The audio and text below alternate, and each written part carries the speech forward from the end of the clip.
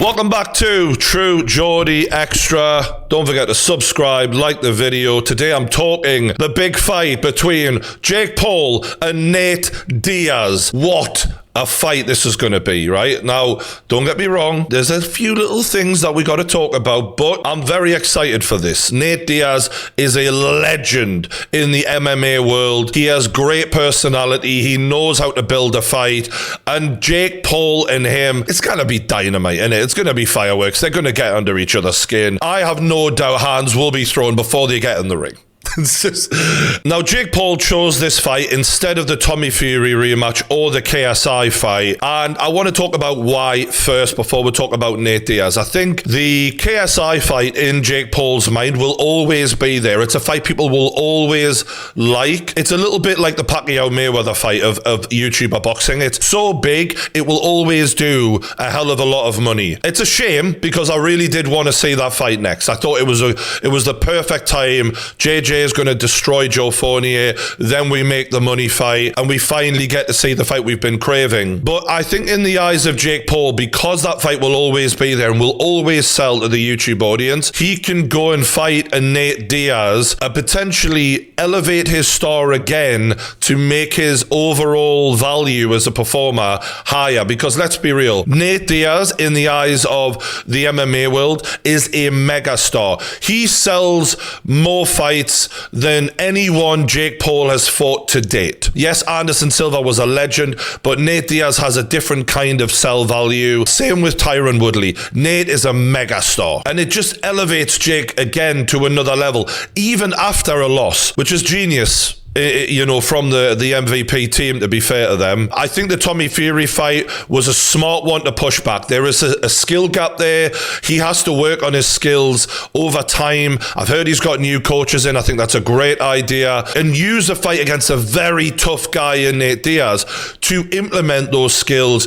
Give himself more time to then improve, and then you can look at the Tommy Fury fight rematch or a KSI fight. And the money for this fight is going to be huge, obviously. I know people are going to try and tear this fight down. Oh, Nate Diaz is on the older side. He fought at 155 at one point, yada, yada, yada, to try and take away from what Jake Paul is doing. Jake Paul, again, didn't start fighting that long ago. The fact that he can take on these guys is actually a credit to him. And when you look at the difference in size, Nate Diaz is going to be taller. Nate Diaz fought at 170, but the reality is as Conor McGregor pointed out multiple times, when they finally got in the cage, Nate Diaz felt every bit well over 180, close to 190, according to Conor McGregor. He is a bigger dude who basically had to deplete himself well and truly to make 155. Nate Diaz is probably a bigger guy naturally than KSI even. So I feel like size-wise, you can't really complain that much. I mean, age-wise, okay, Nate is at the tail end of his career, but he's not looking like someone who's completely past it. If you look at his record over the last, several years, he beat Conor McGregor, lost to Conor McGregor, beat Anthony Pettis in a fantastic performance.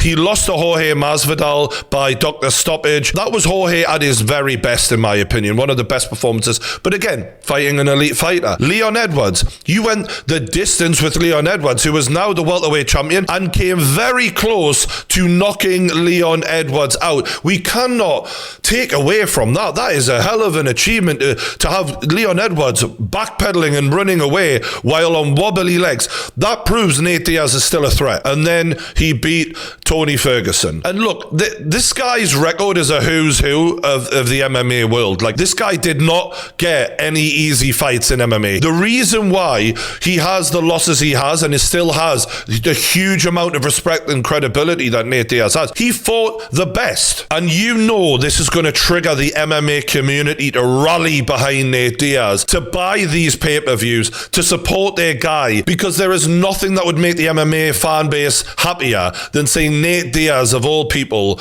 knock out Jake Paul or beat Jake Paul by stoppage. And they're going to be hoping that in the later rounds, when that cardio machine kicks in, Nate Diaz pours it on, and Jake Paul can't take the pressure of Nate Diaz. That being said, I do think Jake Paul improved a lot against Tommy Fury. All right, not quite enough, but the jab was better. He held his gas tank into the later rounds quite well. This is another good test against a tough, durable guy that is going to make him have to dig deep. And look, maybe the power will be too much for Nate Diaz, but I think this is a very good learning fight for Jake Paul, where if he gets Nate Diaz out there, he is right back up there in the eyes of the fight community of it's a good win, it's a big name, and all right, it's not a proper boxer. Who gives a shit? Like, I know Jake Paul sells himself in a certain way, but the reality is this kid came into boxing later on in life. He is taking on world champion level MMA fighters who are going to give him a good test,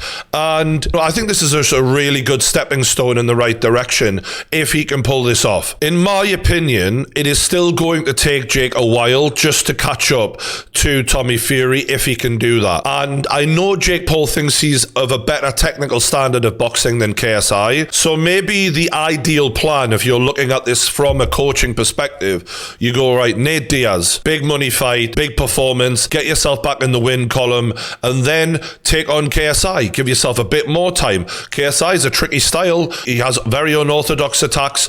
If you can take him out, that is a massive fight, massive money again. Give yourself more time, and then you do Tommy Fury potentially. Because fight fans, we need to believe that you've done the work, had the performances, and are now going to beat Tommy Fury or make it more competitive. In terms of where does this rank amongst YouTubers fighting MMA/pro boxers, how big is this? I always feel like when Logan took on Floyd, that had huge feeling to it. I think this might be right up there in terms of a spectacle, in terms of the MMA audience getting behind their guy, same way boxing got behind Floyd for Logan. I think this might even be bigger, just because of how bad the MMA fans will want to see this go their way. And also Nate is an underdog, so if he pulls it off, he is a fucking hero to them. And the one edge it gives Jake Paul over KSI coming into making their fight, despite KSI taking on Joe Fournier, no one knew who Joe Fournier was, and I understand he's got, a record that